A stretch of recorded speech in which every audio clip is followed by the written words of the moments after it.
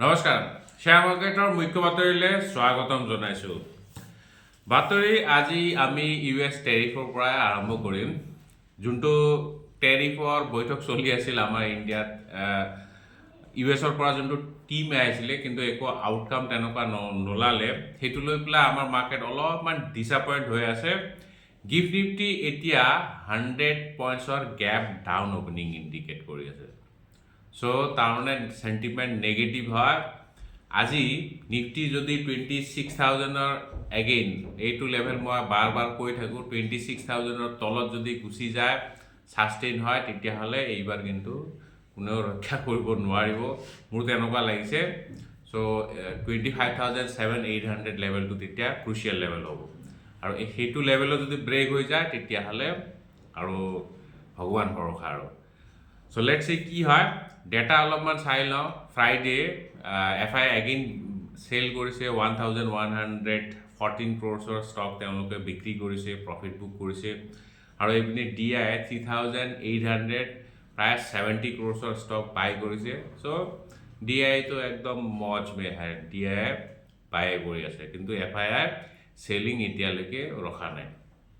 আচ্ছা, বাই দ্য ৱে, এইপিনে ইউএছৰ 3জন ল মেকাৰে কৈছে ইণ্ডিয়াৰ ওপৰত যোনটো 50%-ৰ টেৰিফ লগাইছে সেইটো ইলিগেল, অতি সোনকালে এইটো বন্ধ কৰিব লাগে। কাৰণ ইউএছত ইনফ্লেশ্যন বহুত বাঢ়ি গৈছে, বিশেষকৈ টেৰিফৰ কাৰণে।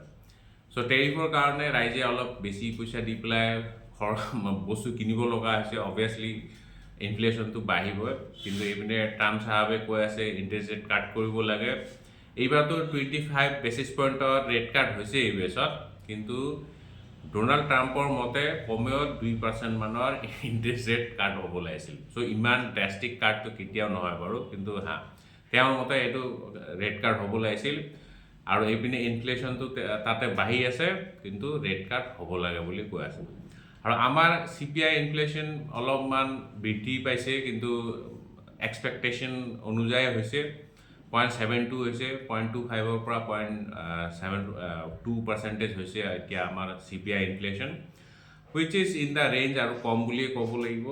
আমাৰ ইণ্ডিয়াত ইনফ্লেশ্যনটো বহুত কম, কিন্তু এগেইন GDP ডেটা আৰু ইনফ্লেশ্যনৰ যোনটো মিছমেচ, সেইটোতো এতিয়াও মিছমেচ বুলিয়ে ক'ব লাগিব, কাৰণ বহুত ডিফাৰেঞ্চ দেখা গৈছে। ৰিয়েল ৰেট অফ ইণ্টাৰেষ্ট 5% মান দেখা গৈছে, যোনটো জেনেৰেলি নহয়, আৰু এনেকুৱা হ'লেতো বহুত ভালে আছে।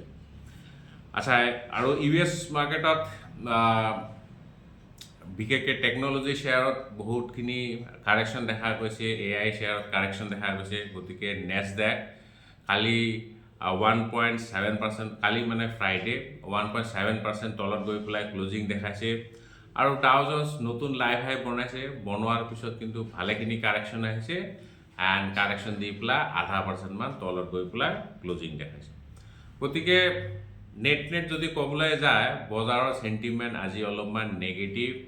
এছিয়ান বজাৰ নিকেই ফ্লেট হৈ আছে, কিন্তু গিফ্ট নিফটিৰ মতে আমাৰ মাৰ্কেটটো নেগেটিভ হ'ব। সো ইম্পৰ্টেণ্ট লেভেলটো ৱাচ ইজ 26,000। সো নিফটি যদি 26,000-ৰ তলত ক্লজিং হয় বা তলত সাষ্টেইন হৈ যায়, তেতিয়াহ'লে এগেইন ফাৰ্দাৰ চেল অফ আহিব পাৰে। এনেও নিফটি যদি চাই ভেৰি শ্বৰ্ট টাৰ্ম পিৰিয়ডত ডাউন ট্ৰেণ্ডতে আছে। আমি যে দুদিনমানৰ পৰা অলপমান ৰেলী দেখা পালোঁ, এইটো এটা পুল বেক ৰেলী হ'ব পাৰে। গতিকে পুল বেক ৰেলীৰ পিছত এগেইন জেনেৰেলি চেল অফ আহে। সো এতিয়া ইম্পৰ্টেণ্ট প্ৰথম লেভেলটো হ'ব নিফটিৰ কাৰণে 26,000, আৰু এইটো লেভেল যদি ব্ৰেক হৈ যায় তেতিয়া 25,700। সো এই দুটা লেভেল আমি চাব লাগিব। আচ্ছা, এতিয়া ICICI Pru AMCটো ওলাইছে, ছাবস্ক্ৰিপশ্যন অ'পেন হৈ আছে। প্ৰথম দিনা 75% মানৰ ছাবস্ক্ৰিপশ্যন দেখা গৈছে। সো যদি কোনোবাই লং টাৰ্ম ইনভেষ্ট কৰিব বিচাৰিছে, তেতিয়াহ'লে মোৰ মতে বেয়া নহয়, এইটো এপ্লাই কৰিব পৰা যায়। আৰু এইবিলাক শ্বেয়াৰ বা এইবিলাক কোম্পানী লং টাৰ্মত জেনেৰেলি যদিও সাংঘাতিক তেনেকুৱা ৰিটাৰ্ণ নিদিয়ে, কিন্তু ঠিক ঠাক থাকে। পইচা ডুবি যোৱাৰ চান্স বহুত কম থাকে। মানে কেপিটেল মাৰ্কেট ৰিলেটেড যোনবিলাক ষ্টক, BSE কওক বা CAM, CDSL, NSDL টো বাৰু নাই, তাৰপিছত কে ফিনটেক আৰু এইবিলাক AMC কোম্পানীবিলাক এইবিলাক কেপিটেল মাৰ্কেট কোম্পানী হয় বা ব্ৰকিং হাউচবিলাকো চ' এইবিলাক লং টাৰ্মত জেনেৰেলি যদিও সাংঘাতিক পইচা নবনায় কিন্তু পইচা লাহে লাহে বৃদ্ধি হৈ থাকে আৰু চ' এতিয়া অলপমান আমি ষ্টক স্পেচিফিক নিউজ চাম ষ্টক স্পেচিফিক নিউজৰ ভিতৰতো বহুত আছে তাৰ ভিতৰত গোদাবৰী পাৱাৰ এণ্ড ইস্পাত লিমিটেডৰ পৰা ষ্টাৰ্ট কৰিম তেওঁলোকে কেপেক্স কৰিবলৈ গৈ আছে 1625 ক্ৰ'ৰ্ছৰ কেপেক্স কৰিব গৈ আছে মানে কেপিটেল এক্সপেণ্ডিচাৰ এক্সপাণ্ড কৰিব গৈ আছে তেওঁলোকৰ যোনটো battery energy storage manufacturing project আছে সেইটো তেওঁলোকে এক্সপাণ্ড কৰিব বিচাৰিছে চ' তেওঁলোকৰ মানে ৰিনিউৱেবল এনাৰ্জি ছেক্টৰত এটা ছাবচিডিৰী আছে গোদাবৰী নিউ এনাৰ্জি চ' তেওঁলোকৰ যোনটো কেপাচিটি আছে 4040 গিগাৱাট আৱাৰ সেইটো মানে বৃদ্ধি কৰিবলৈ মানে এনুৱেলি ইমান গিগাৱাট পাৱাৰৰ গিগাৱাট আৱাৰ যোনটো কেপাচিটি আছে সেইটো তেওঁলোকে বৃদ্ধি কৰিবলৈ গৈ আছে আৰু তাৰ কাৰণে 1625 ক্ৰ'ৰ্ছৰ তেওঁলোকে কেপিটেল এক্সপেণ্ডিচাৰ কৰি আছে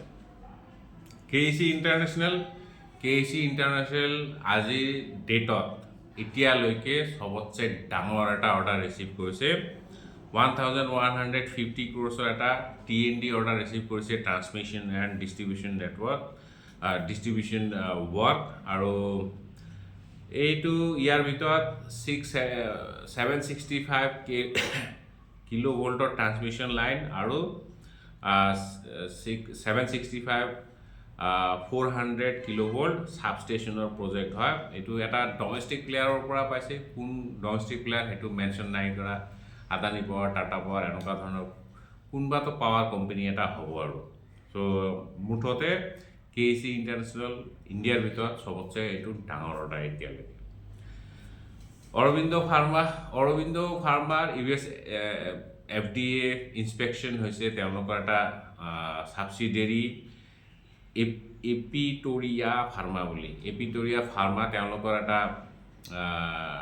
তেলেংগানাত প্লান্ট আছে ফাৰ্মা API প্লান্ট আছে চ' তাতে ইনস্পেকশ্যন হৈছে আৰু ইনস্পেকশ্যনত 3টা অবজাৰভেশ্যন তেওঁলোকে দিছে চ' 3টা অবজাৰভেশ্যন পাইছে মানে অলপ কিবা খেলিমেলি আছে কিন্তু এইবিলাক ৰিজল্ভ কৰিব পৰা যায় চ' কিন্তু অলপ for the time being negative হয় নেগেটিভ ইম্পেক্ট পৰিব গতিকে অৰবিন্দ ফাৰ্মা আজি ফ'কাছত থাকিব দেন NLC ইণ্ডিয়া তেওঁলোকৰ ছাবচিডিৰী NLC ইণ্ডিয়া ৰিনিউৱেবল লিমিটেড তেওঁলোকে এটা জইণ্ট ভেঞ্চাৰ এগ্ৰিমেণ্ট চাইন কৰিছে PTC ইণ্ডিয়াৰ লগত আৰু এই জইণ্ট ভেঞ্চাৰটোৱে কি কৰিব তেওঁলোকে 2000 মেগাৱাটৰ গ্ৰীণ এনাৰ্জি জেনেৰেট কৰিব ডেভেলপ কৰিব গ্ৰীণ এনাৰ্জি প্ৰজেক্ট এটা চ' মোটামুটি এটা ভাল ডাঙৰ প্ৰজেক্ট হয় গতিকে NLC ইণ্ডিয়া আজি ফ'কাছত থাকিব আজিৰ ভিতৰত মই 2-3টামান এনেকুৱা গ্ৰীণ আৰু ৰিনিউৱেবল এনাৰ্জিৰ ওপৰতে প্ৰজেক্ট দেখা পাইছোঁ আৰু আজিকালি আপোনালোকে দেখা পায়ে থাকিব মাজে মাজে মানে এতিয়া আৰু গ্ৰীণ ৰিনিউৱেবল এনাৰ্জিৰ ওপৰত সকলোৱে অলপমান বেছিকৈ এমফেচিছ দি আছে যিয়ে নহওক